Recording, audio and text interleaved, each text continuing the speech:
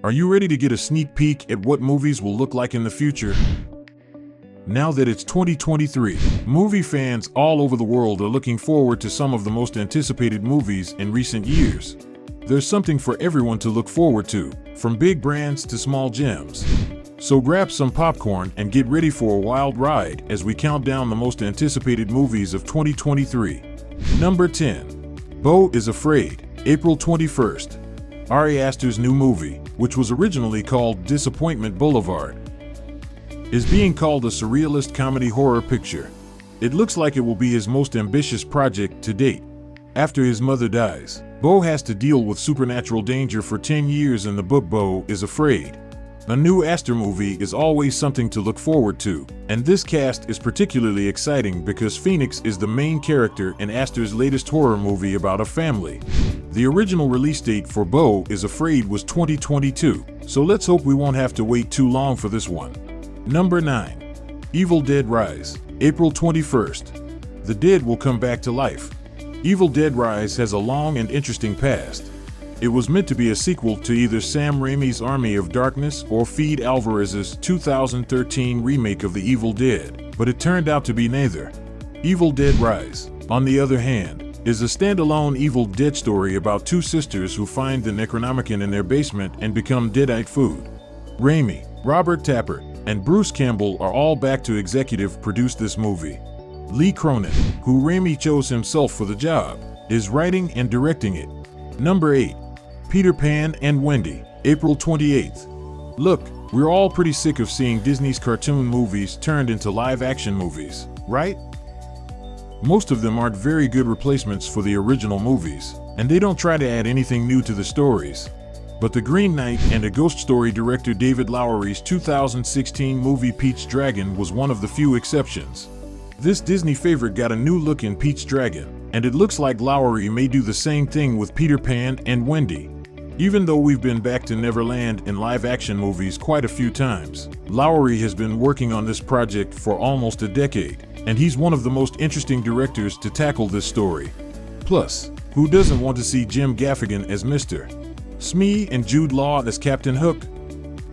A match made in Neverland heaven.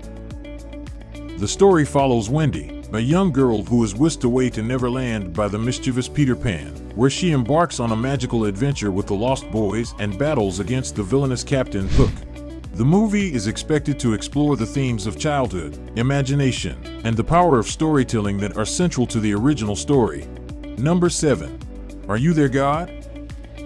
It's Me, Margaret, April 28th. Based on the book Are You There, God?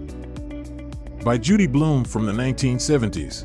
Blume's book deals with religion, sexuality, and growing up in a way that is honest and easy to understand. With Kelly Fremont Craig as the lead, the movie is sure to be the same.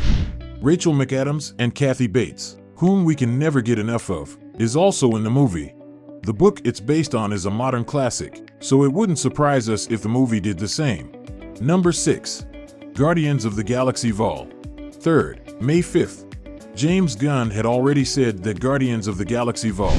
3 would be the end of this team's story, but that was before we knew that this would probably also be Gunn's last movie for Marvel since he had agreed to become the co-CEO of DC Studios. Now, we don't know if these characters will keep going in some other way, but it looks like GOTG Vol. 3 will be the last time we see this group of outcasts from across the galaxy. This could be Gunn's and the Guardians' last chance to say goodbye. Along with learning more about Star-Lord and Gamera's friendship, it looks like we'll also learn how Rocket got his start. But Vol. 3 will also introduce us to Will Poulter's Adam Warlock, a new bad guy named the High Evolutionary, and, thank God, even more Cosmo the Space Dog. If this is a farewell for the Guardians and Gunn, it looks like it will be one hell of a blast. Number 5. Fast X, May 19th. First, let's talk about the big question. Why isn't Fast X called Fasten Your Seatbelts? This might be the most ridiculous thing this series has done so far, but let's not think about that. Look at that group.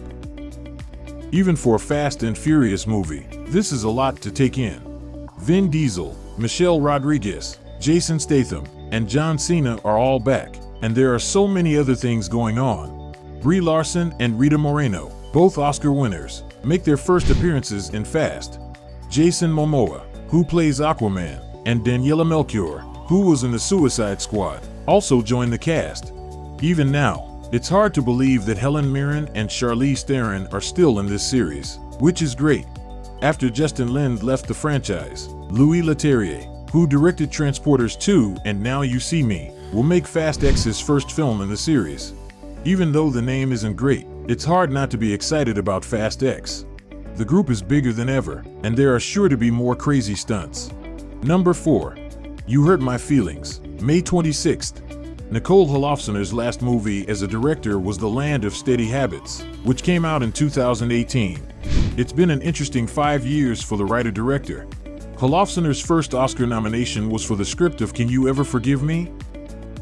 She also wrote The Last Duel with Ben Affleck and Matt Damon, directed an episode of Mrs.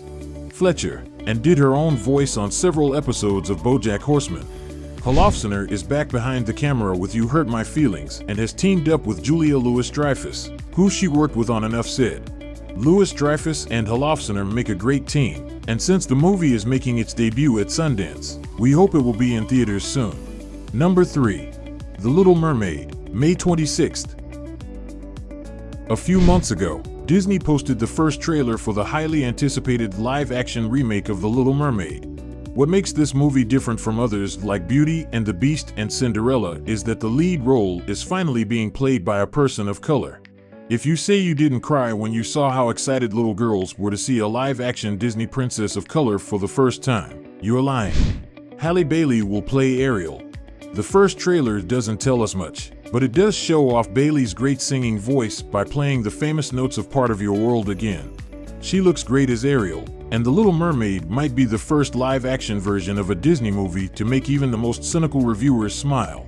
The English actor Jonah Hauer-King will play Prince Eric in the movie. Javier Bardem will play King Triton. Jacob Tremblay will do the voice of Flounder. Davy Diggs will do the voice of Scuttle, and Melissa McCartney will play Ursula, the Evil. The Little Mermaid will come out on May 26, 2023, and will undoubtedly do very well at the box office. Number 2. Showing Up, May 27th. When Kelly Reichardt and Michelle Williams work together, they always make something great. After Wendy and Lucy, Meek's Cutoff, and Certain Women, this is their fourth story together. It's about an artist who accepts chaos before her big show. Reichardt's last movie, First Cow, was one of the best movies of 2019, and Williams just finished The Fabelmans, so these two are back together and better than ever. Number 1. Spider-Man, Across the Spider-Verse, June 2nd. Spider-Man, Across the Spider-Verse is the sequel to Spider-Man, Into the Spider-Verse, which was liked by everyone. It could be the most anticipated superhero movie and animated movie of 2023. In the first video for Across the Spider-Verse, we see Oscar Isaac as Spider-Man 2099 and Issa Rae as Spider-Woman, two Spider people we haven't met yet.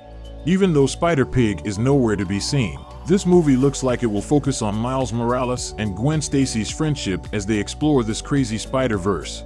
The story of Across the Spider-Verse sounds more daring, and the different cartoon styles sound like they'll make the 5 years since the last movie worth it. What do you think of our video? Let me know in the comment section below. If you enjoyed this video and want to hear from me again, be sure to hit that subscribe button before you go. Thanks for watching.